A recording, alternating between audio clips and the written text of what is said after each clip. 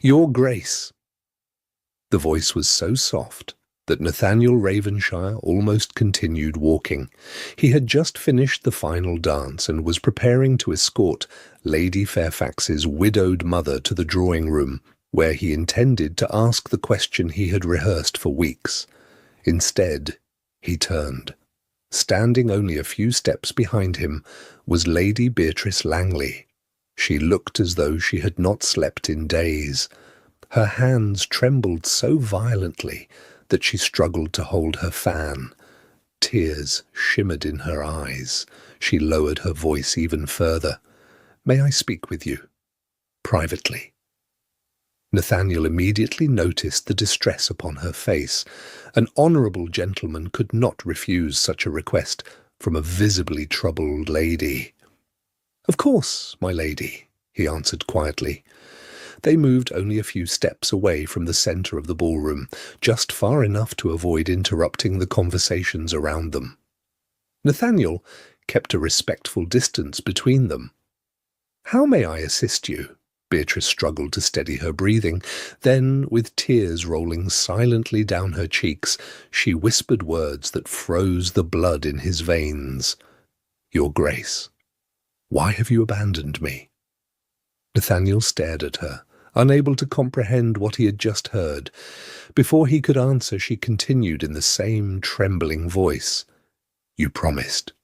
You promised I would become your wife."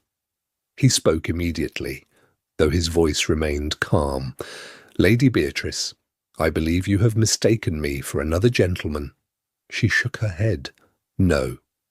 "Then someone has terribly deceived you." A nearby countess glanced toward them after noticing the young lady's tears. She leaned toward her companion. "Is something wrong?" The companion looked across the ballroom. "I believe Lady Beatrice is speaking with the Duke." Another gentleman quietly observed, "She appears quite distressed." Within moments, more eyes drifted toward the small conversation. No one had heard every word, but everyone could see the tears. Nathaniel realized people had begun watching. He took a respectful step backward to preserve both their reputations. "Lady Beatrice," he said gently, "if someone has convinced you that I made promises to you, I assure you they have misled you." Her breathing became uneven. "You cannot deny me now." Nathaniel met her eyes with quiet certainty. "I deny only what is untrue."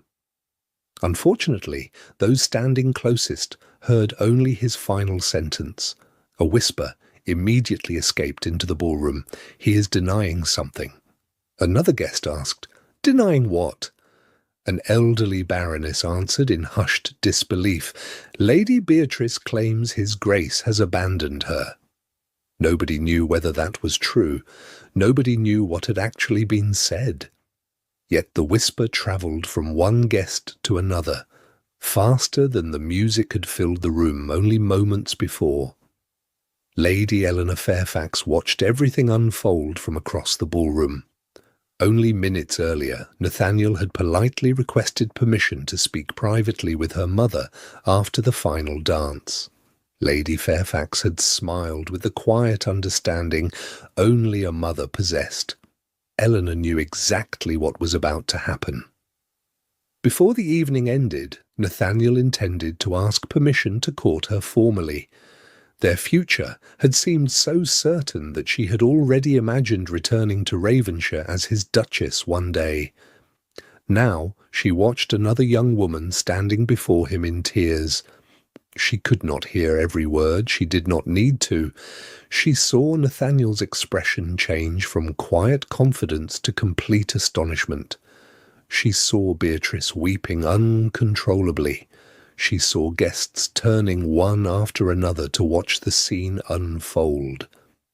The orchestra had stopped without anyone asking them to, not because of shouting, because curiosity had slowly silenced every conversation inside the ballroom. Lord Langley soon noticed his daughter surrounded by watching guests. He crossed the ballroom immediately. "Beatrice?" She looked at her father before lowering her eyes. The Viscount turned toward Nathaniel. "Your Grace, perhaps you would care to explain why my daughter is in tears."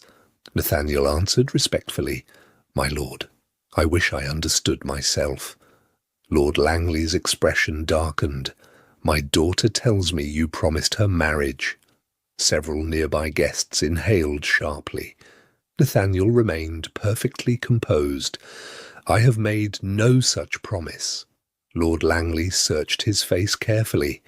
"Are you calling my daughter a liar?" "No, my lord," Nathaniel answered calmly. I'm saying someone has convinced Lady Beatrice of something that is entirely false." Lord Langley placed a protective arm around his daughter. "My daughter would never invent such a story." Nathaniel lowered his voice. "Then I fear someone has committed a terrible cruelty against her." Those standing nearest heard only fragments of the exchange. By the time those fragments reached the opposite side of the ballroom, they had already become something else entirely. The Duke denied proposing. No, he denied knowing her. I heard he admitted meeting her in secret. Someone said she has letters. Each whisper grew further from the truth than the last. The Dowager Duchess of Ravenshire arrived before the rumours could travel any farther.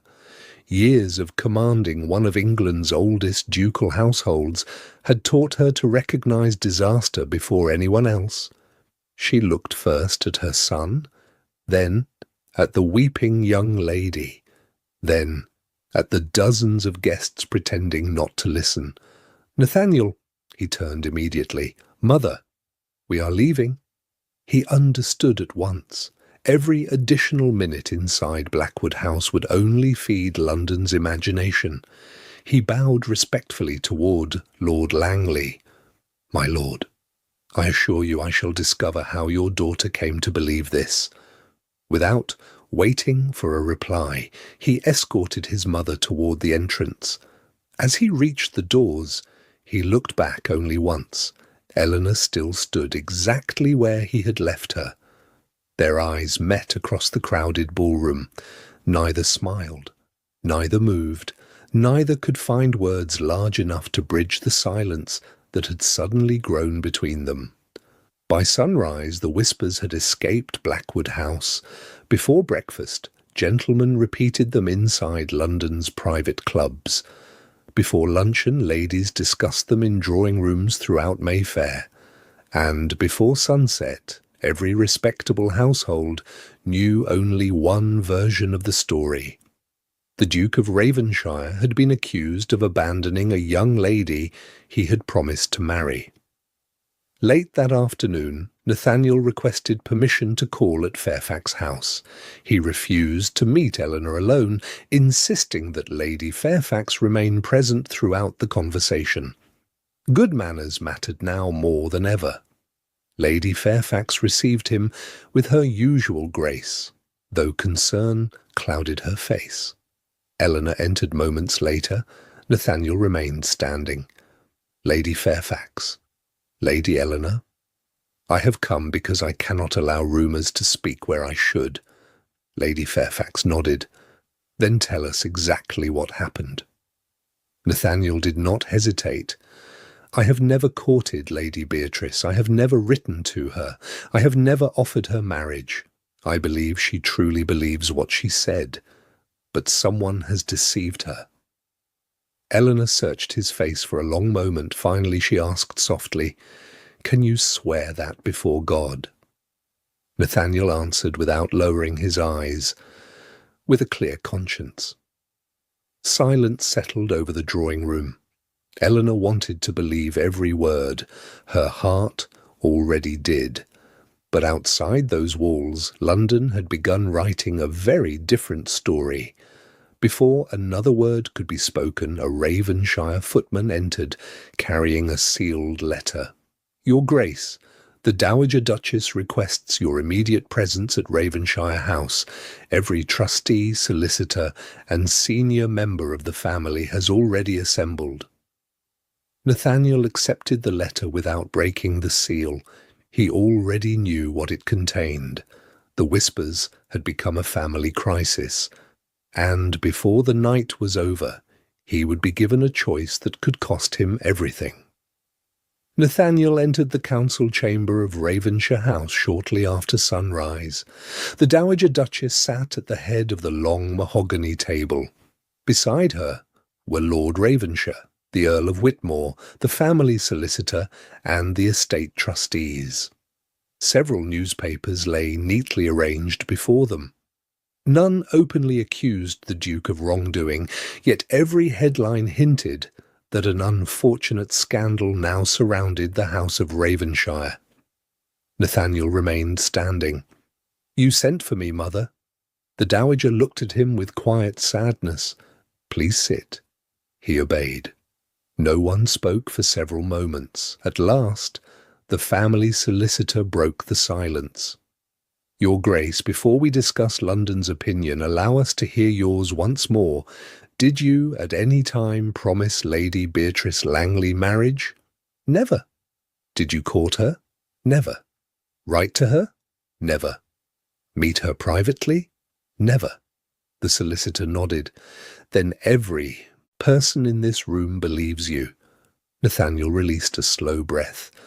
"Then the matter should not be difficult to settle." Lord Ravenshire looked at him sympathetically. If only society required proof before passing judgment. Nathaniel frowned. "What do you mean?" The Earl of Whitmore answered quietly.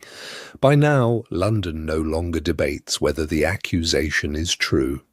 He paused before continuing. "It debates what the Duke of Ravenshire intends to do about it." The solicitor folded his hands upon the table. "Your Grace, a gentleman's honour belongs not only to himself but to every generation that carried his name before him." Nathaniel listened without interruption. "Yesterday," the solicitor continued, "an unmarried young lady publicly accused you of abandoning her after promising marriage. Whether true or false, society now considers her reputation inseparably connected to yours." The Dowager Duchess finally spoke. "England has long recognized one remedy in such circumstances." Nathaniel lowered his eyes. "Marriage." No one answered, because no answer was necessary. He already understood. After several moments, he looked back at them. "You believe I should marry Lady Beatrice?" His mother replied softly. "I believe society will expect it." Nathaniel stood slowly from his chair. "Society asks me to marry a woman I have never courted, while abandoning the woman I truly love." Pain crossed the Dowager's face. "Do you think my heart does not break for you?" Nathaniel's voice remained calm. "Then tell me, there is another way." Silence answered him. The solicitor finally spoke. "If the Duke marries Lady Beatrice, society will conclude that an unfortunate misunderstanding has been honourably resolved. The whispers will end. Both families will be spared lasting disgrace." Nathaniel looked directly at him. "And if I refuse?" Lord Ravenshire answered quietly. "Families will hesitate before forming alliances with Ravenshire. Doors that have always opened will quietly close. Every appearance beside Lady Eleanor will invite fresh scandal. Every season, every invitation, every future negotiation will begin with this accusation instead of your character." The Earl added gently, "You will still possess your title." He paused. "But much of what gives that title influence will slowly disappear." Nathaniel remained silent. The weight of generations rested upon his shoulders. The Dowager rose and walked toward her son. "Nathaniel, no mother should ever ask this of her child." Tears glistened in her eyes. "But there are moments when duty asks more than happiness ever could." Nathaniel looked into her eyes. "Would father have asked this of me?" She answered honestly. "Your father would have prayed you never faced such a choice." Nathaniel walked toward the window overlooking the Ravenshire estate. "If I marry Lady Beatrice, I betray Lady Eleanor." He turned slowly. "If I refuse?" I bring lasting shame upon my family." No one disputed his words, because they were true. A footman entered quietly carrying a silver tray, a letter for his grace. Nathaniel accepted the sealed envelope. The handwriting was instantly familiar. "Eleanor." The room became silent as he unfolded the letter. "Your Grace, I have not stopped believing the words you spoke yesterday, nor shall I begin now. I know your heart too well to doubt your honour." He swallowed before continuing, "But I also know the burden carried by your name. If society leaves you only one path by which Ravenshire may be protected, I shall never ask you to abandon your duty for my sake." Nathaniel stopped reading. His hands tightened around the letter. After a long moment, he forced himself to finish. "Whatever happens, I shall always be grateful that I knew the man behind the title. Eleanor." Nathaniel quietly folded the letter and slipped it into his coat. No one in the room spoke. They had all seen the pain upon his face. At length he broke the silence himself. "Lady Eleanor asks me to surrender the woman I love in order to protect the family whose honour I have sworn to preserve." The dowager lowered her eyes. Nathaniel continued almost to himself, "She asks more of me than anyone else in this room." Then his expression slowly changed. The sorrow remained, but beneath it came determination. "No." Every eye turned toward him. Nathaniel straightened his shoulders. "I refuse to believe that God leaves honourable people with only dishonourable choices."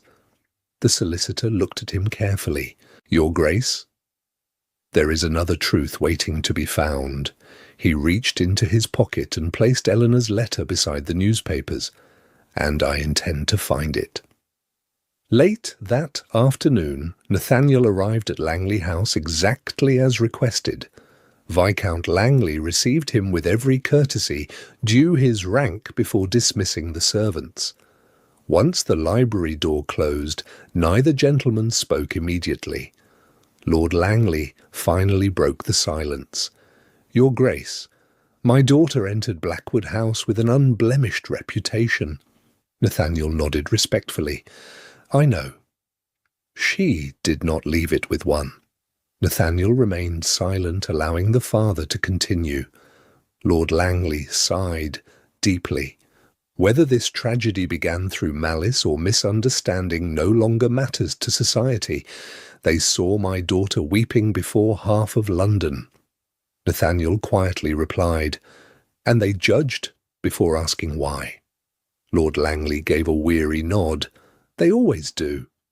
He walked toward the fireplace before continuing. "Few honourable gentlemen will now offer for her hand.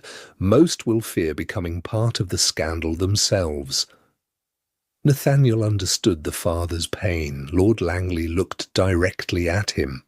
"Your Grace, there remains only one resolution society will recognise as honourable." Nathaniel answered before the Viscount could. "Marriage." Lord Langley closed his eyes briefly. "I wish I knew another." Before Nathaniel could respond, a knock sounded upon the library door. The butler entered, carrying a silver tray with a single visiting card. Lord Langley accepted it absently. Then he read the name. The colour drained from his face. Nathaniel immediately noticed. "My lord." Lord Langley looked toward the closed door, his voice barely above a whisper. "I prayed he would never come here." Nathaniel inclined his head respectfully. "If there is nothing further, my lord, I shall take my leave." Lord Langley looked at him for a long moment before replying, "Thank you for coming, your grace." Nathaniel bowed and quietly departed. The library door closed behind him. Lord Langley remained standing in thoughtful silence before ringing the servant's bell. "Ask Lady Beatrice to join me in my study, at once." "Yes, my lord." A few moments later, Beatrice entered. The last several days had left her pale and exhausted. Her eyes were swollen from weeping. Lord Langley dismissed the servants before speaking. "Come here, my dear." She obeyed without hesitation. He gently took both her hands. "You have never needed to fear your father." Tears immediately gathered in her eyes. "Father." His voice remained calm and gentle. "Tell me everything exactly as it happened. Leave nothing out." Beatrice lowered her head.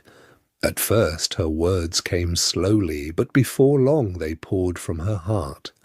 She spoke of the first mysterious letter that had arrived months before, then another, then a third. Each one had spoken of admiration, affection, and a future that would soon be revealed. None bore Nathaniel's full signature. Each was signed only with the letter N. She explained how Sir Malcolm had warned her to tell no one. "He said," she whispered through tears, "that a gentleman of the Duke's position could never risk public gossip before speaking with you." Lord Langley listened without interrupting. "He told me everything would become clear after the Blackwood ball." Her voice trembled. "When His Grace agreed to speak with me privately, I believed. I believed he had finally come to fulfill what he had written." Lord Langley quietly asked, "Do you still have the letters?" She nodded. "I kept everyone." She hurried from the room before returning with 3 carefully folded letters tied together by a faded blue ribbon. Lord Langley untied them slowly and began to read. The room became completely silent. Beatrice watched her father's face with growing anxiety. He finished the first letter, then the second, finally the third. He folded them neatly and rested them upon his desk. For several moments he said nothing. Then he looked gently at his daughter. "My dear." His voice was filled with sadness rather than anger. "The Duke of Ravenshire did not write these letters." Beatrice stared at him in disbelief. "No, Father, they came from him." Lord Langley slowly shook his head. "No." He rested one hand upon the letters. "I have known Nathaniel Ravenshire for many years. I know the man he is." His voice became firmer. He would never conduct a courtship through anonymous letters. Beatrice's breathing became uneven. Lord Langley continued quietly. "Nor would any honourable gentleman ask an unmarried lady to hide such correspondence from her own father." Tears streamed freely down her face. "Then," she whispered, "everything was a lie?" Lord Langley gently embraced his daughter. "No, my child." She looked up at him. "Your feelings were real." He glanced toward the letters. "It was your trust that was betrayed." She buried her face against his shoulder and sobbed. After a long silence, Lord Langley asked one final question. "Who first placed these letters into your hands?" She answered almost immediately, "Sir Malcolm." Lord Langley closed his eyes. Every strange conversation, every convenient suggestion, every word of encouragement Sir Malcolm had offered suddenly returned to him with perfect clarity.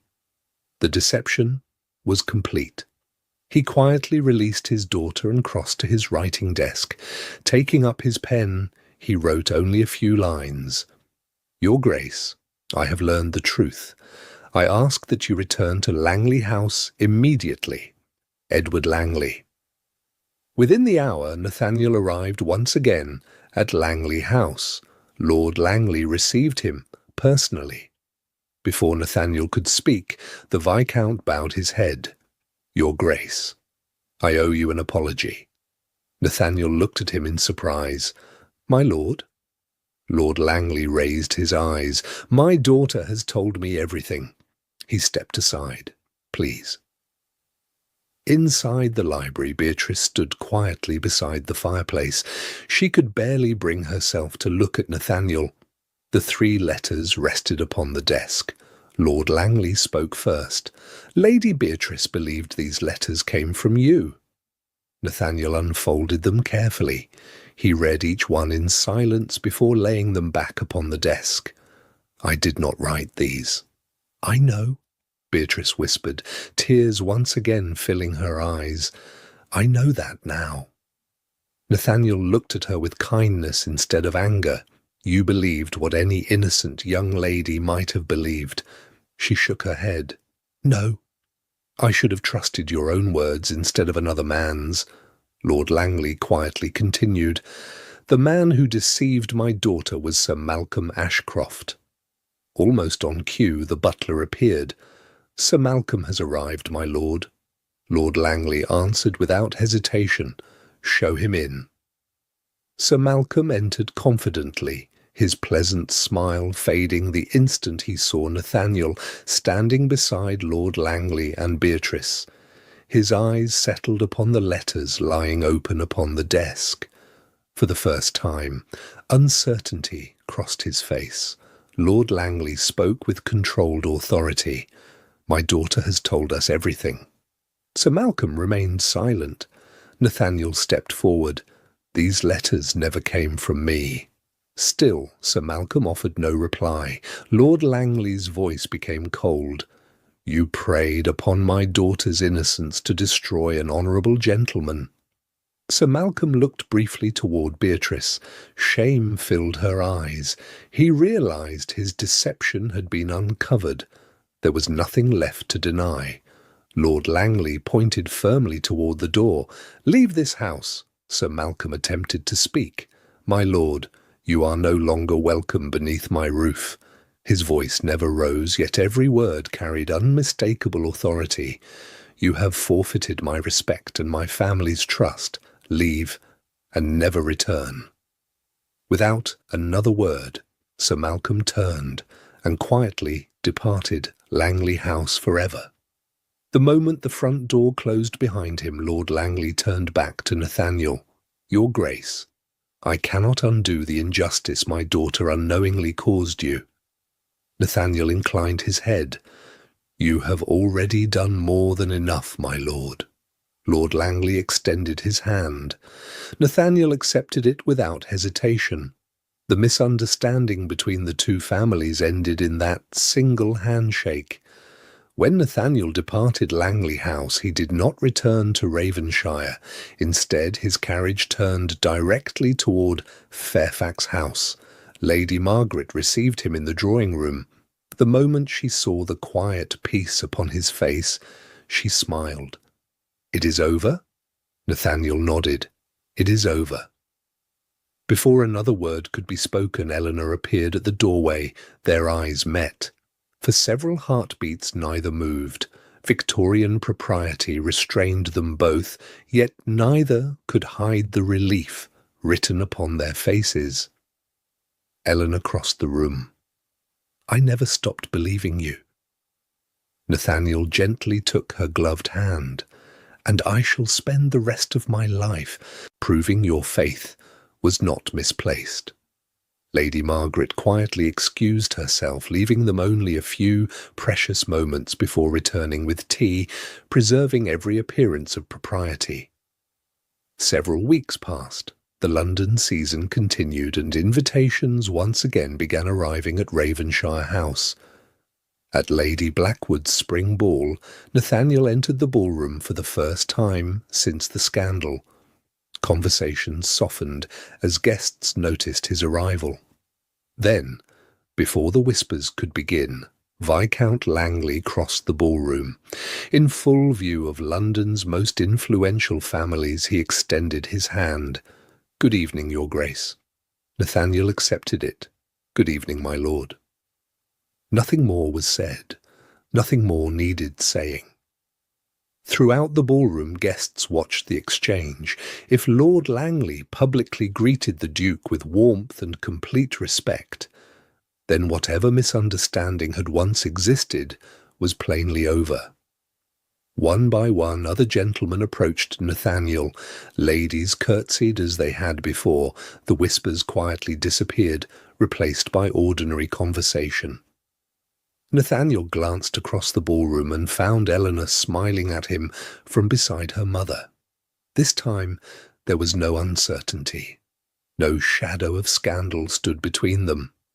He crossed the floor and bowed before Lady Margaret Fairfax. "My lady, several weeks ago I came seeking permission to court your daughter, but fate had other plans. May I ask that question once more?" Lady Margaret smiled warmly. "You may, Your Grace." She looked affectionately toward Eleanor. "And you have my blessing." Some weeks later, surrounded only by those dearest to them in the gardens of Fairfax House, Nathaniel knelt before Eleanor. "Lady Eleanor Fairfax, after all we have endured, there is only one future I desire. Will you do me the greatest honour of becoming my wife?" Tears of happiness filled her eyes as she answered, "With all my heart, yes." As Nathaniel rose and gently kissed her gloved hand, both families looked on with quiet joy, grateful that truth, honour, and steadfast love had finally prevailed over deception, and that what had begun in